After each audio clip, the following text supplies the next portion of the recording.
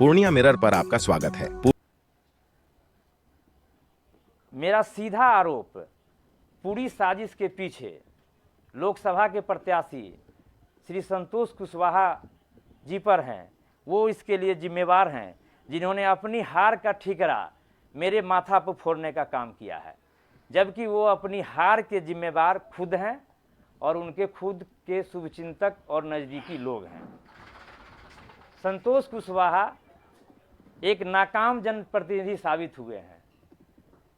दरअसल बीते 10 वर्षों तक उन्होंने कभी भी जनता के बीच जाने का काम नहीं किया, केवल ठेकेदारी किया। आप देखे हैं कि पूरे ज़िले में जितने आरडब्ल्यूडी में वर्क हैं, आरसीडी में वर्क हैं, लगभग आधे से अधिक इनके कंपनी के द्वारा काम किया गया।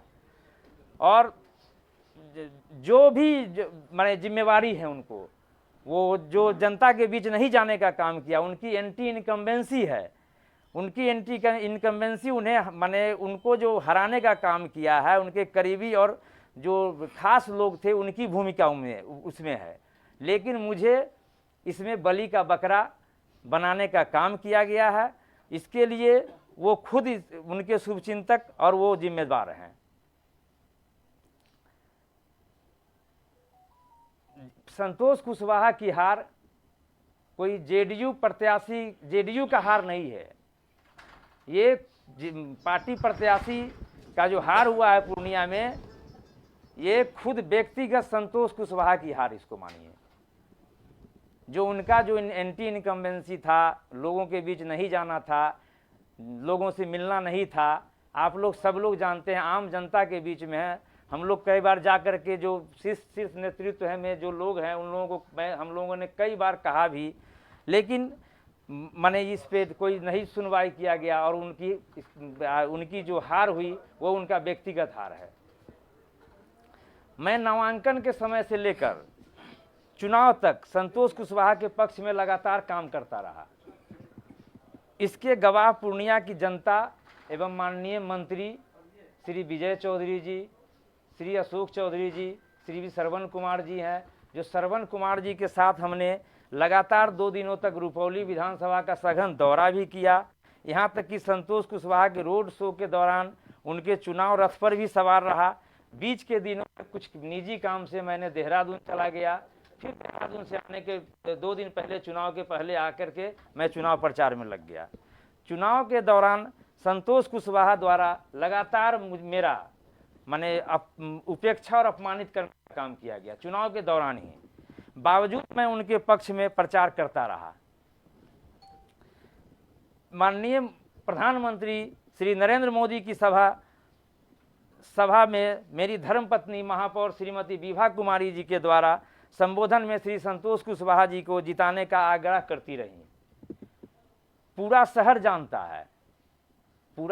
जानता है कि महापौर का जो चुनाव, जो अविश्वास, जो पूरा शहर जानता है, महापौर श्रीमती विभा कुमारी जी जब अविश्वास प्रस्ताव लगा के उनको हटाया गया था, तो उसमें श्री संतोष कुशवाहा जी का अहम रोल था, अहम भूमिका थी। और 2022 में फिर से जब महापौर विभा कुमारी जब चुनाव लड़ रही थी, हमारी धर्मपत्नी, तो इन लोगों के द्वारा, इनके पूरे परिवार के द्वारा, इनके पूरे शुभचिंतक के द्वारा पूरी ताकत से खुलेआम विरोध किया। ये पूरा शहर जानता है। लेकिन वो हराने का प्रयास किया, लेकिन वो अपने हराने में वो सफल नहीं हो पाए। वो ये संतोष कुशवाहा का इतिहास रहा है कि वो जब किसी को हराने का प्रयास करते हैं, वो प्रत्याशी की जीत होती है। वो जिनको भी जिताने का प्रयास करते हैं, उनकी हार होती है।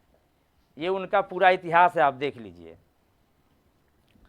दरअसल श्री संतोष कुशवाहा और महापौर श्रीमती संतोष कुशवाहा को मेरा और महापौर श्रीमती विभा कुमारी के बढ़ते लोकप्रियता से उनको खतरा महसूस होता है। अपनी जो राजनीति खतरा है, उनको लगता है कि राजनीति में ये आगे बढ़ेगा तो हमको राजनीति में दिक्कत होगी। ये उनको हमेशा लगा हुआ रहता है।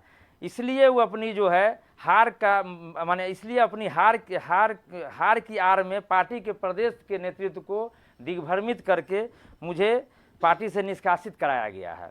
आप मुझे दल से निष्कासित करा सकते हैं, लेकिन पूर्णिया के लाखों दिलों से निष्कासित कैसे करा सकते हैं? क्योंकि अब आपका जनाधार समाप्त हो गया है। अब संतोष कुशवाहा जी का कोई जनाधार नहीं है। अब इसी तरह से वो साजिश करते रहते हैं और चाहते हैं कि जो लोगों के दिलों में हम लोग बसे हुए हैं उसको किसी तरह से अपमानित करके, दिग्भ्रमित करके, पार्टी को माने करके, और इनको किसी प्रकार से हम लोगों को कैसे क्षति पहुँचे ये लगे हुए रहते हैं। इस साजिश में पार्टी के कई लोग शामिल हैं। समय आने पर हर चेहरे को बेनकाब किया जाएगा। यह साजिश केवल जितेंद्र यादव के खिलाफ नहीं है, बल्कि महिला सशक्तिकरण के खिलाफ भी है, क्योंकि मेयर विभा कुमारी जी के कार्यकाल में महिलाओं का आत्मविश्वास बढ़ा है और कई लोगों को अपना आसन डोलता नजर आ रहा है। मैं शीघ्र ही माननीय मुख्यमंत्री जी को और पार्टी के राष्ट्रीय अध्यक्ष श्री नीतीश कुमार जी को पत्र लिखकर और व्यक्तिगत रूप से मिलकर अपनी बात रखकर उनसे न्याय की गुहार लगाऊंगा। बाकी जनता की अदालत में जो अंतिम फैसला तो होता ही है। धन्यवाद। पूछिए। हाँ, वो लिखित दे करके किए हैं वो। हमको जो पता चला है, संतोष कुशवाहा जी इस बात को मानते हैं कि प्रधानमंत्री नरेंद्र मोदी जी, मुख्यमंत्री नीतीश कुमार जी, बाकी और बड़े बड़े नेता आप संतोष कुशवाहा जी को जिता नहीं पाए और आपने उनको हरा दिया। हाँ, ये तो वही बताएंगे ना। ये बात को मान रहे हैं वो। हाँ, ये तो लीक करके देने से तो आप समझ सकते हैं इसका मतलब क्या है। और मेरी इतनी बड़ी हस्ती हो गई कि सारे लोग माने सब लोग चाह रहे थे जिता दे और हमने उनको हरा दिया। तो इतना बड़ा तो हमारा हस्ती नहीं है कि हम माननीय मुख्यमंत्री जी से मिल करके अपनी बात को रखेंगे, फिर जो उनका निर्णय होगा मुझे मान होगा। आगामी विधानसभा चुनाव भी है, तो क्या किसी दल को ज्वाइन करेंगे या नहीं, पहले तो हम पार्टी के शीर्ष नेतृत्व जो हमारे आदर्श हैं माननीय मुख्यमंत्री नीतीश कुमार जी, मैं उनको सारी बातों से अवगत कराऊंगा कि इस साजिश के पीछे इनकी क्या माने ये हार का ठिकरा मेरे माथा पे फोड़ना चाह रहे हैं। पूरा शहर जानता है कि इनकी जब कोई रैली हुई है, कभी नॉमिनेशन हुआ उसमें हमने जाने का काम किया, जुलूस निकला उसमें जाने का काम किया, जहाँ भी जो मंत्री जी या माननीय मंत्री जी लोग आए जब जहाँ बुलाए वहाँ गए। लेकिन इनको अपना तो ये 10 वर्षों में जो ठेकेदारी आप देख लीजिएगा, सांसद फंड से जितना काम हुआ है इनके 15 रिश्तेदारों के द्वारा किया गया है। आप भी उठा लीजिए ना, ये तो प्रूफ है कि मात्र तो ये केवल ठेकेदारी 10 साल तक की है, जनता के बीच रहे नहीं। ये तो आप इतना वोट कम वोटों से, अब ये एनडीए का वोट है जो पार्टी और माननीय प्रधानमंत्री, माननीय मुख्यमंत्री जी और पूरे पार्टी के लोग लगे, तो इतना आप देख रहे हैं कि थोड़ी सा वोट इनका इनकम्बेंसी के कारण ये व्यक्तिगत रूप से इनकी हार हुई है। न तो सवाल ही नहीं उठता है कि एनडीए यहाँ हारती। क्या लगता है ये निष्कासन हुआ है? हाँ, आप देख लीजिए। ये निष्कासन जो हुआ है मुख्यमंत्री के संज्ञान से हुआ है या फिर उनको इसकी सही जानकारी नहीं दी गई और प्रदेश स्तर से? नहीं, प्रदेश स्तर से हुई है। प्रदेश को भी दिग्भ्रमित करके किया गया है। हमारे कई माननीय मंत्री जी सबसे भी बात हुई, उन लोगों ने भी बताया कि ये गलत हुआ है, हम लोगों के जानकारी में नहीं है। यानी लगता है जदयू में संतोष कुशवाहा का कद बढ़ा है क्या? वो जो चाहते हैं वो करवा दिए? नहीं, दिग्भ्रमित करने का काम करते हैं। कद बढ़ा और भरा सो तो आप लोग भी जानते हैं, हम लोग भी जानते हैं। कद बढ़ा तो जीत ही जाते ना। बोलिए संजय भाई। सर, विधानसभा चुनाव को लेकर के बताया कि क्या रणनीति रहेगी? नहीं, विधानसभा हम तो बताया कि पहले हमारे जो आदर्श है उनसे मिल करके मैं व्यक्तिगत रूप से अपनी बातों को रखूंगा।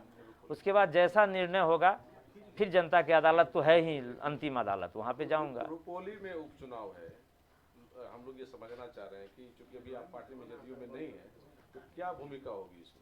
नहीं, पहले हम अभी मिलेंगे माननीय मुख्यमंत्री जी से, माने बहुत जल्दी हम समय मांगे हैं। समय जैसे मिलता है हम पहले मिल करके अपनी बात रखते हैं, उसके बाद निर्णय लिया जाएगा। उसके बाद ही कुछ